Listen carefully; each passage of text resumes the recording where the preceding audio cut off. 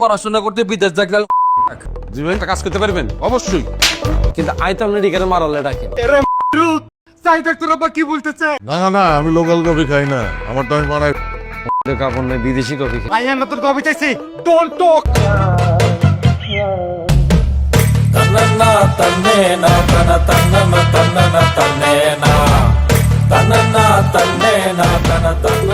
ভাই আপনি কি নাবিলারে ছিলেন? চিনুন না কিল্লাই পুরা আগুন করা কাবিলা ভাইয়ের বান্ধবী না হইলে।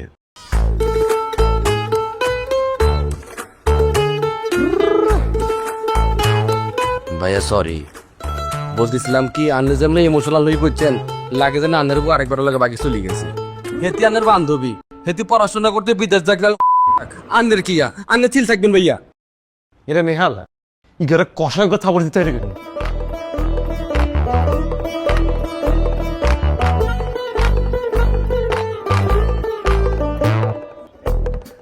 থ্যাংক ইউ ভাইয়া।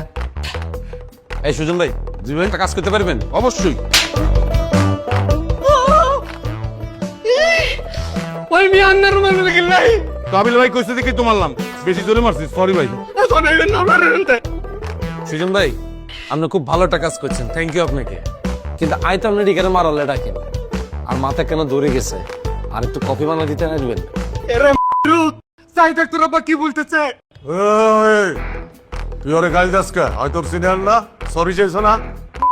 সরি বললেই বলি মিয়া। এরো তুই কার সামনে এত বড় বড় কথা বলস? সিনিয়র তোরে মারছে তো কি হইছে? মাইতে আর না ভাইয়া ধরায় দিছে। আবার অ্যাক্টিং করতেছস? সরি ভাই, আমি কফিটা বানালে হইবি। জান ভাই আমার জন্য একটা। আচ্ছা সুজন ভাই, আমারও এক কাপ কফি দিয়ে চেনবেন তো কফি কোথায় রাখা আছে? হ্যাঁ জানি তো ভাই, আপনি দিব?